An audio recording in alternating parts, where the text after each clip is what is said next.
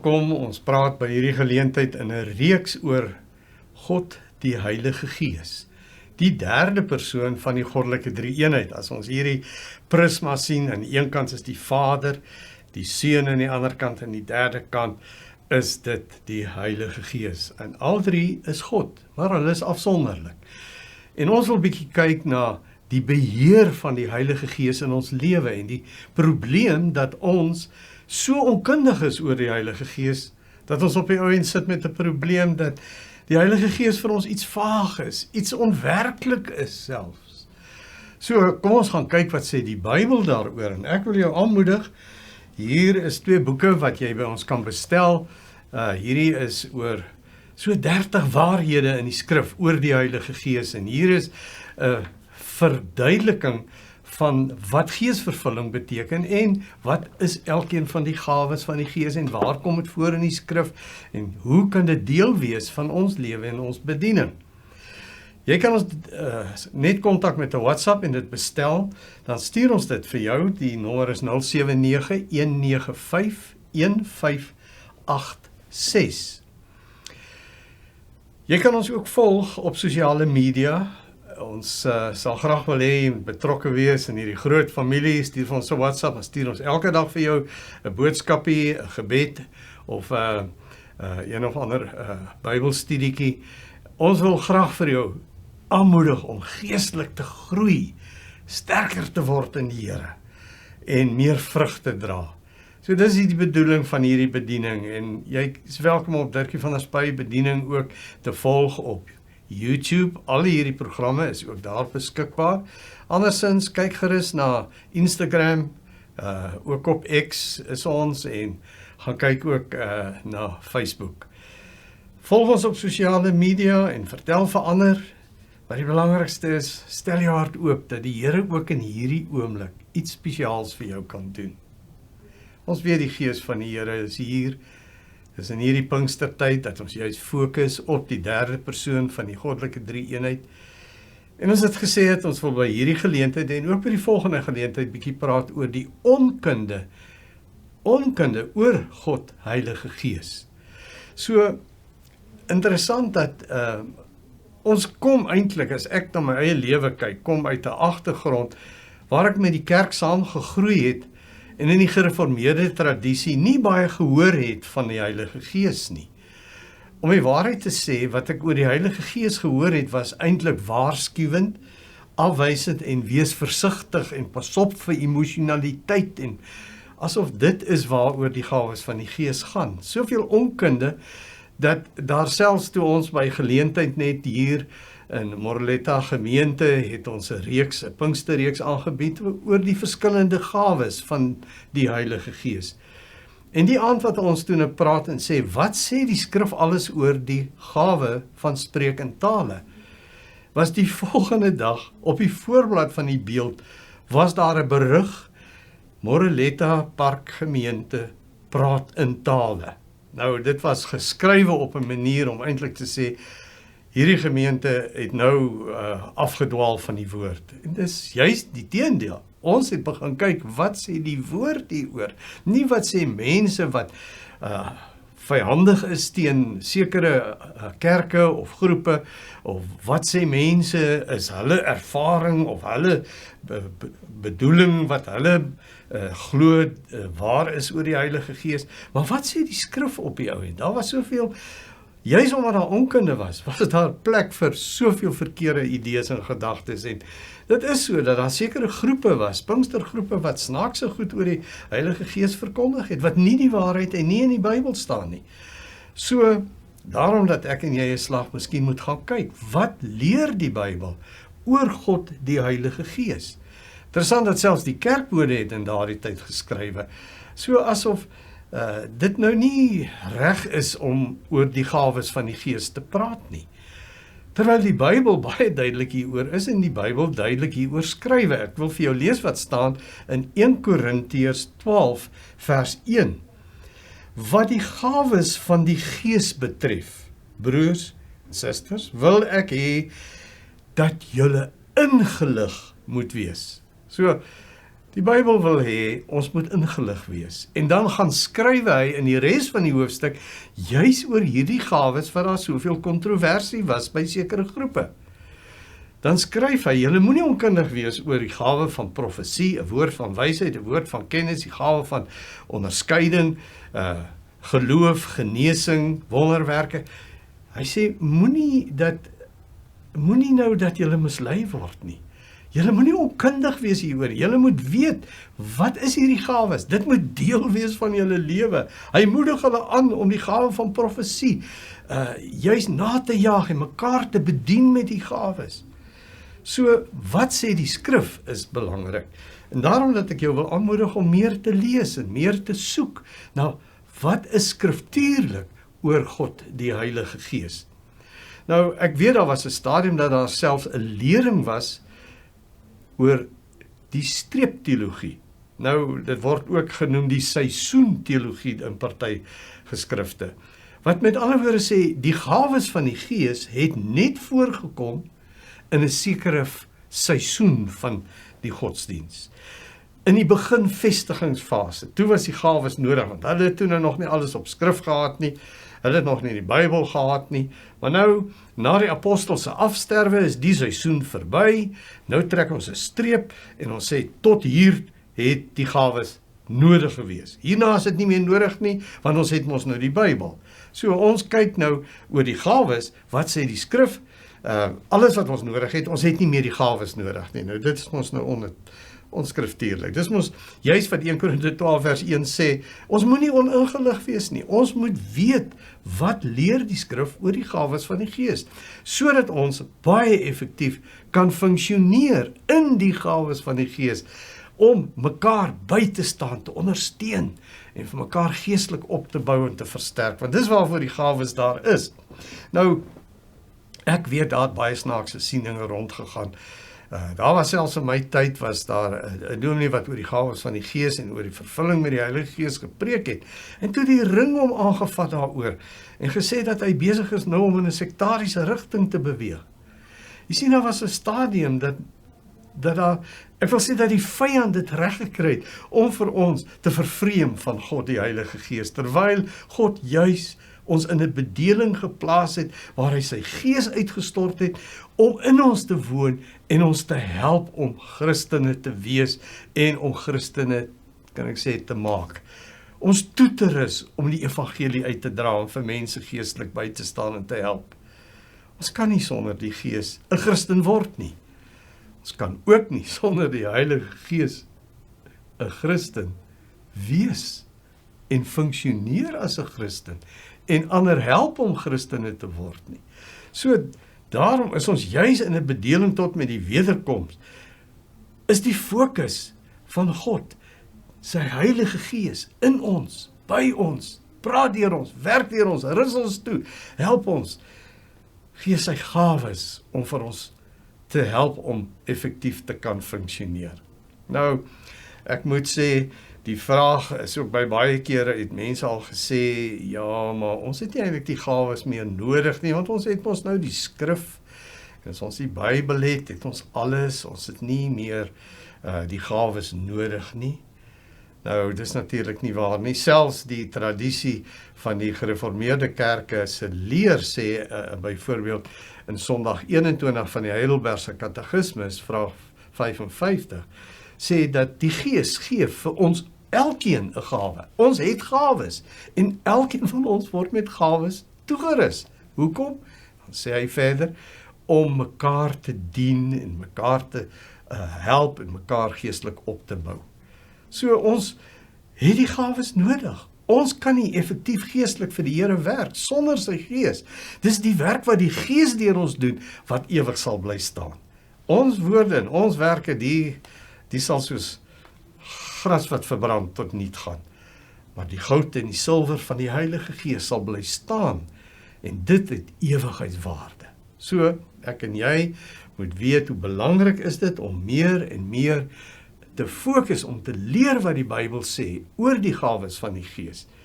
Van nature is ons selfsugtig. Ons is maar meer oor ons eie dinge bekommer en wil doen wat ek van hou of wat my voorkeure is en hoe ek dink en wat my nie in my gemaksone versteur nie. So bietjie iets vreemd nie, ek wil niks daarvan weet nie. En as iemand nou ietsie skepties gesê het daaroor, dan beïnvloed dit my sommer om weg te bly. Ek wil liewers niks daarvan lees nie. Ek wil jou aanmoedig om God se woord te bestudeer en niks anders te glo as wat die woord sê nie. En daarom wil ek vir jou kom wys, wat sê die woord? Wat sê die woord byvoorbeeld oor hierdie verskillende gawes van die Gees? Wat is 'n gawe? Party mense sê, o nee, ek het die gawe om te kan praat voor mense. Ek het die gawe om mooi te skryf, of mooi te teken, of mooi te sing. Ek het hierdie gawe, dit is natuurlike gawes, om goed te wees met syfers, om 'n aanleg te hê vir tegniese goed en praktiese goed. Dit is gawes van jou natuurlike skepping. Dis nie geestesgawes nie. Dis nie charismata nie. As jy nou gaan kyk na die woord wat in die Bybel gebruik word, in die oorspronklike taal vir genadegawes, dan sê hy, charis beteken genade, en mata is geskenke, is gawes. So dis genade geskenke, dis iets wat God kom gee vir jou om, nie vir jouself nie, maar vir iemand anders te gee. Jy is net die bode wat dit ontvang, en jy moet hierdie goddelike insig, waarheid, krag, genesing, werking, moet jy deurgee vir iemand anders. Dit laat my so dink aan al hierdie motorfietsies wat vir party mense so irriteer op die pad. Hulle ry heen en weer die wêreld vol om pakkies te gaan aflewer. Ja, daar's 'n huis waarin daar nie kos is nie, daar's nood, daar's 'n behoefte, en nou bring hierdie bode op sy motorfietsie, bring hy die pakkie met die kos. Nou wat doen ons? Ons ontvang die kos en ons sê dankie daarvoor en ons eet en dit maak ons gesond en sterk. Maar die bode, ons omhels hom nie. Hy is maar net die bode. Ons sê dalk dankie vir die verskaffer, vir die winkel. Dis God wat vir ons die gawes gee. Nie vir onsself nie. Hy gee dit vir ons om vir iemand anders uit te deel. Hy weet wat daardie persoon nodig het. En as jy vir daai persoon bid en jy's oop vir die Heilige Gees, dan gaan hy 'n charis, genade, gawe vir jou gee verniet om vir daai persoon verniet te gee. God weet wat 'n woord is nou nodig vir hierdie persoon wat in 'n stryd is. Hy weet nie na watter kant toe nie. God het daardie wysheid. Hy sal dit vir jou gee om vir hom deur te gee. Hy sal die knoop losmaak. Hy sal die woord van 'n profetiese woord uit God se hart uitgee, wat jy moet deurgee vir daardie persoon om hom te help. So, ek en jy moet weet, God wil ons gebruik. Hy wil deur sy Gees vir ons toerus met die gawes. En as jy nou gaan wil kyk, wat presies is hierdie gawes, gaan kyk wat sê die Bybel. 1 Korinte 12 vers 5 tot 7. Ek lees vir ons 1 Korinte 12 vers 5, wat sê, daar is 'n verskeidenheid van bedieninge, né? Hy sê hierdie gawes is eintlik bedieninge. Maar dit is dieselfde Here wat die opdrag gee. Daar is 'n verskeidenheid van kragtige werkinge. Maar dit is dieselfde God wat alles in almal tot stand bring. Aan elkeen afsonderlik word 'n werking van die Gees gegee. Nou, daai woordjie, 'n werking van die Gees kan ook vertaal word 'n openbaring van die Gees gegee tot voordeel van almal.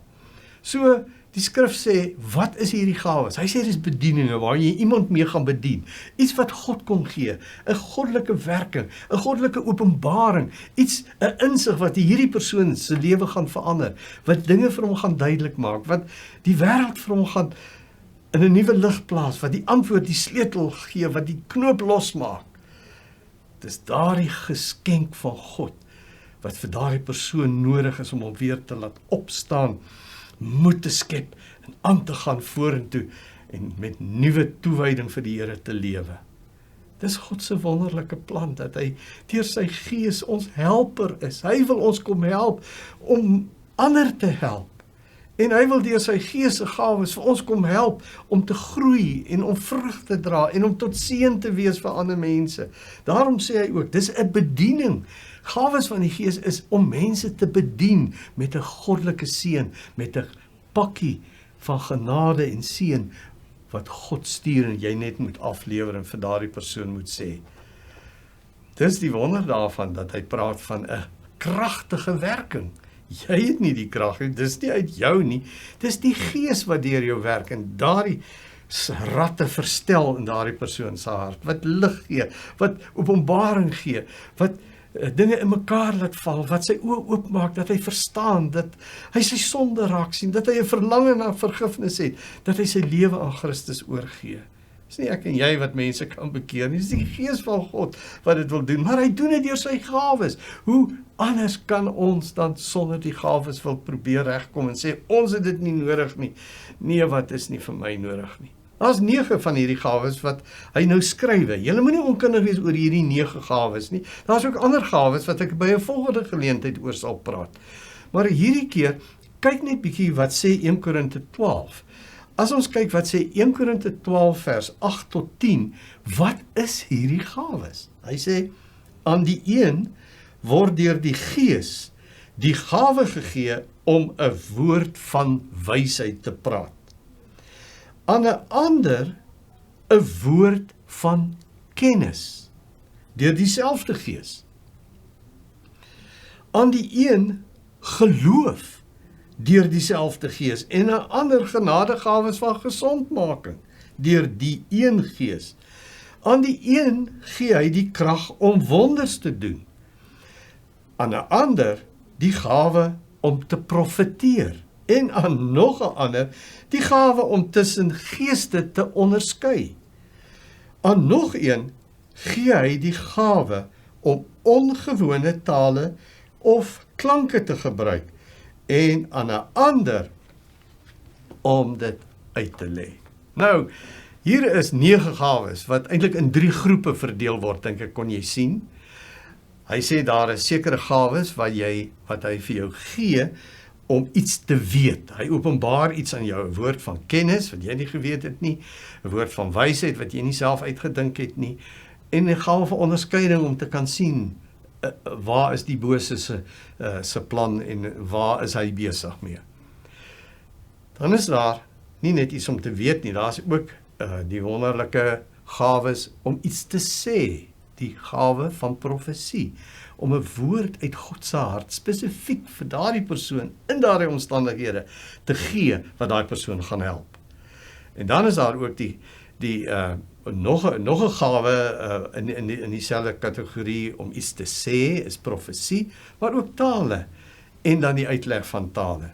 Tale waar die Gees deur jou bid direk tot God in 'n engeltaal en dan die uitleg daarvan as dit in 'n groep is waarin mense dit nou nie verstaan het hierdie engeltaal nie, maar wat dit dan uitgelê word en dan soos 'n profetiese woord is. En dan is daar natuurlik iets doen. Die derde groepering is as jy iets moet doen en daarvoor het jy die gawe van geloof. Dis iets anders as reddende geloof. Die geloof om God te vertrou om 'n wonderwerk te doen, om genesing te doen.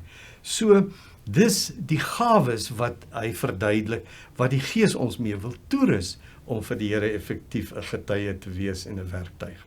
Nou, kom ons kyk net vinnig net na elkeen van hierdie gawes. Ek raai jou aan om die boek te kry wat regtig vir jou in detail al die plekke waar dit voorkom. Ek kan net so 'n enkele woord sê oor elkeen van hierdie gawes. As ons nou praat oor eerstens die gawes van iets te weet, 'n woord van kennis, waar Jesus byvoorbeeld met hierdie vrou in Johannes 4 praat, en dan hardloop sy draaie en hy kan nie vir haar bring by 'n punt om haar sonde te besef sodat sy tot oorgawe kan kom en vergifnis ontvang nie. En dan sê Jesus, kry die kennis deur die Gees. Gaan roep jou man. Ja, is reg, jy het 5 mans en die een wat jy nou by bly is nie joune nie. So toe draai die hele gesprek en toe besef sy het met God te doen. Hierdie goddelike kennis en insig. Anania, Safira, dis nie die waarheid wat julle sê nie. Dis nie die waarheid nie. God openbaar kennis en gee insig. Woord van wysheid, dat Jesus is gekonfronteer daar. Hulle wil hom uitlewer, omdat hy nou 'n vrou laat doodgooi met klippe, of haar vryspreek en dan teen die wet van Moses sondig. bring daai vrou na hom toe, hy sê, en lees ons Johannes 10, wat moet ons met hierdie vrou maak? Wat moet ons nou met haar doen? Is eintlik Johannes 8 waar hy die hele verhaal vertel. Dan sê Jesus, ek staan by die wet van Moses, buiteegtelike seks is sonde, stenig haar. En dan die goddelike wysheid, 'n woord van wysheid wat sê, maar laat die een wat nie sonde het nie die eerste klip gooi.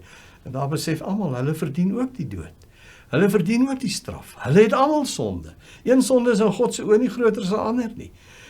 En op die einde staan Jesus alleen by haar, dan sê hy vir haar, sy moet nie meer sonde nie, sy moet ophou sonde doen. En hy vergewe haar, en sy word 'n getuie vir Jesus. Here, help vir haar. Dis waaroor die gawes gaan. Nie net vir vertoon of belangrik wees nie, maar om jou te help, om iemand geestelik vry te maak, en daaroor gee hy insig, kennis wat jy nie gehad het nie, hy gee wysheid, hoe om in hierdie situasie op te tree, en hierdie knoop los te maak. Dan die derde ene wat hy ook praat, is die gawe van onderskeiding, dat Jesus byvoorbeeld by 'n geleentheid, ons lees in Matteus, daarvan spesifiek in Matteus 16 vers 23, dat hy sê, hy draai na Petrus toe en sê vir hom, gaan weg agter my Satan. Want jy bedink nie die dinge van God nie, jy wil nie God se plan uitwerk nie. En dan is dit Petrus na wie hy verwys. Hy sien dat dit wat Petrus sê en wat Petrus doen, en hoe hy hom keer om hierdie kruispad te loop, dis die duiwel wat daar agter sit. Die onderskeiding, om raak te sien wat Jesus by daai vrou wat hy genees, dan alle siekte kom nie van die bose nie. Maar in hierdie geval sien hy 18 jaar gelede, onderskei hy, het daar iets gebeur, waar die duiwel 'n vashou aan haar lewe gekry het, en toe hy daardie band losmaak, toe is hierdie vrou gesond. Dis die gawes om iets te weet, en dan is daar die gawes om iets te sê. Nou, profetiese woord is nie preek nie, is nie maar net praat nie. Dit is 'n spesifieke waarheid, 'n woord uit God se hart. Hy weet, die Gees weet wat daardie persoon nodig het. Jy weet dit nie eens nie. Nou kom gee hy vir jou 'n beeld, hy kom gee vir jou 'n woord, hy kom gee vir jou 'n teks, 'n waarheid wat jy vir daardie persoon gee, en dan besef daai persoon, baie keer kom maar net trane, en daai persoon besef, dis die Here wat nou met my gepraat het. Paulus herinner vir Timoteus, en sê vir hom, 1 Timoteus 4, sê hy vir hom, luister, ek herinner jou aan die woord, die profetiese woord, toe die ouderlinge jou die hande opgelê het en vir jou uitgestuur het as 'n getuie vir Jesus. Toe hulle vir jou gebid het, daai woord, daai profetiese woord moet jy aan vashou. Want dis die Here wat vir jou kom bemoedig om vir jou te sê, hy's altyd by jou, moenie dink jy's te jonk nie, moenie verskoning sê nie, weet die Here gaan vir jou kragtig gebruik, jy sy uitverkore diensknegt. So daai profetiese woord, wat dit ook kan was, hou daaraan vas. Dit is van die goed om te sê, né? En dan die ander is die spreek in tale, is ook 'n gawe wat die Gees vir jou gee om, waar die Gees deur jou bid, nie jou verstand wat bid nie, maar die Gees wat deur jou praat, direk met God, en die Heilige Gees wat deur jou bid, en jou versterk, en as dit dan uitgelê moet word, dan gee die Gees ook die gawe van uitleg, dat jy daardie woord kan verstaan, wat nou gebid is, en wat nou gesê is. So, tale, sê Paulus, is een van sy sterkste gawes. Hy sê, ons moet dit nie verhinder nie. Hy sê, hy wens dat almal van hulle in tale praat. So, dis nie iets wat onbybels of verkeerd is nie. Dis een van die wonderlike gawes wat God vir jou gee, om veral in jou binnekamer met God te kan praat, waar jy nie eens meer jou woorde het nie, maar waar hy deur jou bid en vir jou help om reg te bid. En dan die laaste groepering, weet jy, is dan het ons gesê, om iets te doen. Nou, die gawe van geloof is daardie geloof wat ons lees in Handelinge 27, waar Paulus vir hulle sê, God het vir my daardie geloof en oortuiging gegee, dat ons sal nie een verdrink in hierdie storm nie, maar dan moet julle nou in die geloof alles oorboord gooi, en julle moet die reddingsboot afkap, julle moet nou op die Here vertrou, en hulle het almal veilig op Malta geland. Die wonderlike getuienis, dat hulle vasgehou het aan God se woord, en daardie bonatuurlike geloof om God te vertrou vir die onmoontlike is, dis hoe wonderwerke gebeur, hoe daardie 5 broodjies en 2 visies gebreek is, en as jy breek, dan kom maar nog, en word 'n skare van duisende mense gevoed. Dis daardie geloof wat vir jou in staat stel, om dit wat jy natuurlik nie kan verklaar nie, te sien dat God dit kan doen en dat hy iemand kan red en iemand kan verlos, maak nie saak wat dit is nie, en dat sy bonatuurlike kragtige werkinge deur jou vloei. Nou, dis die wonderlike gawes wat God vir ons wil kom gee. Die gawe van genesing kan ons baie oor praat, maar kom ons sê net, daar is middelike genesing. Ons lees van oogsalf in die Bybel, ons lees van 'n vyekoek wat gehelp het om die kwaad uit te trek, en ook vir Timoteus met sy maagkwale en so aan 'n bietjie wyn by te drink en so.